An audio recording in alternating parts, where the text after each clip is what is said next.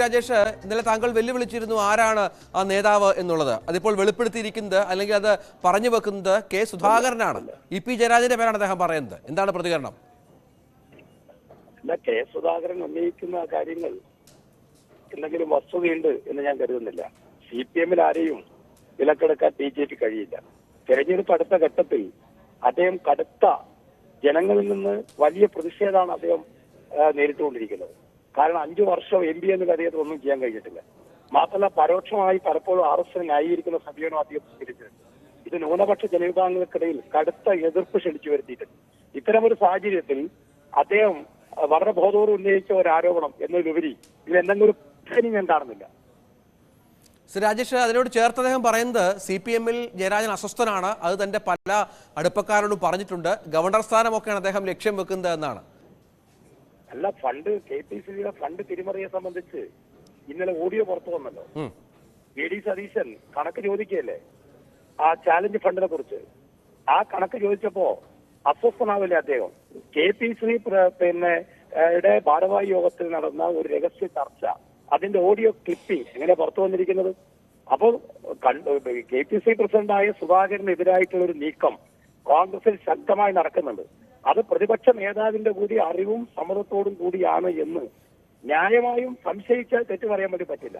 അപ്പൊ ഇത്തരമൊരു സാഹചര്യത്തിൽ ഇലക്ഷൻ അടുക്കുമ്പോൾ യാതൊരു വിധത്തിലും മറ്റൊന്നും പറയാനില്ലാത്ത ഒരാൾ ഉന്നയിച്ചിരിക്കുന്ന ഒരു കേവലമായ യാതൊരു ഉത്തരവാദിത്വം ഇല്ലാത്ത ഒരു ആരോപണം എന്നതിനപ്പുറം അതിനെന്തൊരു പ്രാധാന്യം കാണുന്നില്ല. ഈ പേരെടുത്ത് പറഞ്ഞ് ഒരു CPM-ലെ മുതിർന്ന നേതാവിനെ പേരെടുത്ത് പറഞ്ഞ് BJP-യുമായി ചർച്ച നടത്തിയെന്ന് പറയുന്നത് ഗൗരവതരമായ ആരോപണമാണ്. ഇതിനെതിരെ CPM ഏത് തരത്തിലായിരിക്കും ഇനി മുന്നോട്ട് പോകും? അത് പാർട്ടി എന്ന നിലയിൽ ആർക്കും എന്തും പറയാവുന്ന ഒരു പാർട്ടിയല്ല CPIM. ആർക്കും കൊട്ടാവുന്ന ചെണ്ടയല്ല CPIM. അതുകൊണ്ട് ഇത്തരം ആരോപണം ഉന്നയിക്കുന്നവർക്ക് അതിന് മറുപടി പറയേണ്ടി വരും. CPM ആലോചിച്ച് ആ കാര്യത്തിൽ ഉചിതമായ നിലപാട് സ്വീകരിക്കും. ശരി, TV രാജേഷാണ് ഇതിന് മറുപടി നൽകിയത്. സുധാകരൻ വെറുതെ പറയുന്നതാണ്, അത്തരമൊരു ചർച്ച നടത്തിയിട്ടില്ല. CPM-ൽ നിന്ന് ഒരു നേതാവിനെയും BJP കിട്ടില്ല എന്ന് TV രാജേഷ് പറയുന്നു. ആർക്കും എന്തെങ്കിലും വന്ന് പറയാവുന്ന ചെണ്ടയല്ല CPM എന്നും അദ്ദേഹം പറഞ്ഞു വെക്കുന്നു. മനു, ഇതാണ് CPM-ന്റെ മറുപടി.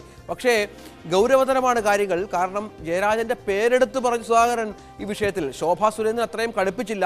ശോഭ ഒരു മുതിർന്ന നേതാവ് ചർച്ച നടത്തി എന്ന് മാത്രമാണ് പറഞ്ഞത്. ഇതിപ്പോൾ ഇടനിലക്കാരാണ്, നേതാവിന്റെ പേര് ഒക്കെ എടുത്തു പറഞ്ഞ് തിരഞ്ഞെടുപ്പ് കളത്തിലേക്ക് മറ്റൊരു ആയുധം കൂടി ഇട്ടുകൊടുക്കുകയാണ് സുധാകരൻ. അതെ, കെ സുധാകരൻ പറഞ്ഞത് സുധാകരൻ BJP-യിലേക്ക് പോകുമെന്ന് CPM വ്യാപകമായി പ്രചരിപ്പിക്കുന്നു, ചെന്നൈ വരെ പോയി എന്നൊക്കെയുള്ള ഒരു പ്രചരണം CPM-ന്റെ ഭാഗത്തു നിന്ന് നടത്തുകയും ചെയ്തു. എല്ലാവരും കെ സുധാകരനെ BJP-യിലേക്ക് പോകുന്നു എന്ന തരത്തിൽ CPM നേതാക്കളെല്ലാം വിമർശിക്കുമ്പോൾ സത്യത്തിൽ CPM ആണ് BJP-യുമായി ചർച്ച നടത്തുന്നത്. CPM നേതാക്കളാണ് BJP-യുമായി ചർച്ച നടത്തുന്നത്. തെരഞ്ഞെടുപ്പ് കഴിഞ്ഞാൽ കൂടുതൽ ആളുകൾ CPM-ൽ നിന്നാകും BJP-യിലേക്ക് പോകുക എന്നുകൂടി കെ സുധാകരൻ പറഞ്ഞു വയ്ക്കുന്നു. അതോടൊപ്പം തന്നെ കെ സുധാകരൻ പറയുന്ന ഒരു കാര്യമുണ്ട്. പാർട്ടിക്കകത്ത് EP വലിയ തോതിൽ അതൃപ്തനായിരുന്നു. അദ്ദേഹം അടുപ്പക്കാരോട് എല്ലാം അത് പറഞ്ഞിട്ടുണ്ട്. അങ്ങനെ തനിക്ക് വിവരം ലഭിച്ചിട്ടുണ്ട്. MV ഗോവിന്ദൻ മാഷ് പാർട്ടി സെക്രട്ടറി ആയതോട് കൂടി EP തഴയപ്പെട്ടു എന്ന ഒരു പ്രതീതി ഉണ്ടായി. ആ ഒരു ഘട്ടത്തിൽ അതിനെതിരെയാണ് EP-ക്ക് ഒരു വിഷമമുണ്ടായത്. ആ സംഭവത്തെ തുടർന്നാണ് EP പാർട്ടി വിടുന്നതിനെ കുറിച്ചുള്ള ആലോചനകൾ നടത്തിയത് എന്നുകൂടി അദ്ദേഹം പറയുന്നുണ്ട്. ആ ഘട്ടത്തിൽ EP ജയരാജൻ അന്നൊക്കെ മാധ്യമങ്ങളെ കാണുമ്പോൾ താൻ ഇനി തെരഞ്ഞെടുപ്പുകൾക്കേ ഇല്ല എന്നൊക്കെ പറഞ്ഞു വയ്ക്കുന്ന ഒരു സാഹചര്യം ഉണ്ടായിരുന്നു.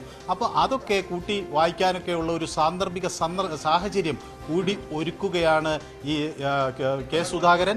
തെരഞ്ഞെടുപ്പിൻ്റെ തൊട്ട് തലേ ദിവസം സുധാകരൻ നടത്തിയ ഈ പ്രസ്താവന വലിയ രാഷ്ട്രീയ പ്രത്യാഘാതങ്ങളുണ്ടാവും. CPM-ന് ഇതിന് മറുപടി പറയേണ്ട ഒരു സാഹചര്യം അദ്ദേഹം സൃഷ്ടിച്ചിരിക്കുന്നു. ഇതിൽ കൃത്യമായ ഒരു ഉത്തരം പറയാൻ CPM ബാധ്യസ്ഥരാണ്.